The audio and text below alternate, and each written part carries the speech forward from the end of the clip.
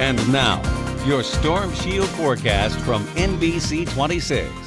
Well, today's high temperature, 45 degrees, was the second warmest high temperature so far this month of January. The warmest high was 48 degrees, and that was almost 25 degrees above the normal for this time of year. And we also had two other 40s back in the 20th and the 21st. And we can contribute some of this warmth because of that sunshine this morning. Take a look at that time lapse. We woke up, we headed outside, and we said, my gosh, it's going to be another beautiful day outside.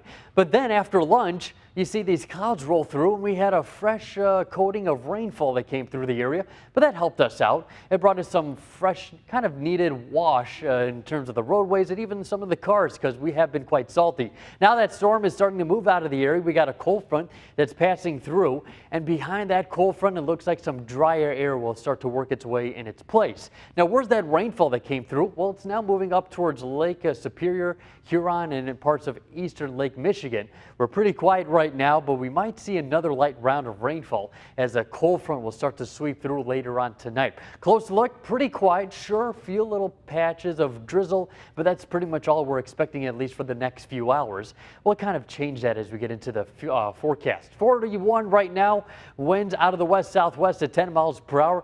The wind chill at 35 degrees makes sense because we do have a little bit of a light brisk wind coming in out of the south. 37 up in Mountain, 39 in Menominee down towards Sheboygan. You're sitting at 39, and also in Manitowoc, Kewaunee at 38 degrees right now. Wind still holding out of the south, so that means that cold front has yet to pass through. Once the cold front does pass through, we'll start to see those winds change out of the west and a little bit out of the northwest. That means colder air will be sinking through here, all thanks to high pressure coming down from Canada. Now, this high pressure also will prevent us from seeing any snowfall in terms of accumulating snowfall tomorrow as this weak clipper passes down to the south of us.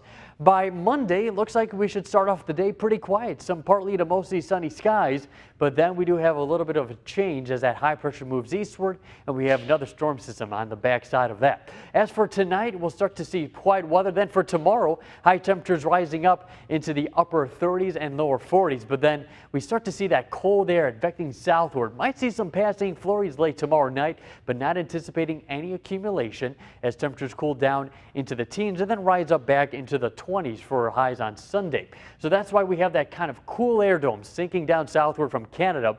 Now, as we get towards the beginning of next week, we'll have a little bit of a warm up back into the 30s, but then by Wednesday into Thursday, another Arctic high will start to sink down southward.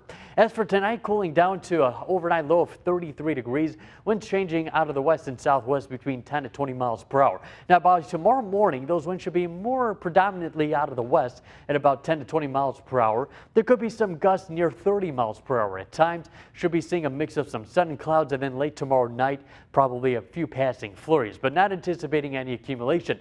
Sunday, some flurries in the morning. Then on Monday, going with a high of 21, a little bit cool. We'll start to gradually warm up into the mid and upper 20s. Now on Wednesday, going with a high of 35 degrees. So that looks to be the warmest high temperature after Saturday for the next 6 out of the 7 days. And then you take a look on Thursday and Friday. That is when we start to really cool down into the teens and single digits as for overnight lows. So a little bit of that up and down roller coaster, Regina. We're talking about it at the 5 o'clock newscast, and that's kind of how we've been all season long, really. But Cameron actually taught me my favorite word, and you've said it too, the January thaw. January thaw. Isn't that your favorite word? It's my favorite, and also maybe February thaw. Yeah, maybe we'll continue it on into the winter season. But the cold weather is also nice too if you want to go outside with your family. There you go, snowmobiling, cross-country skiing.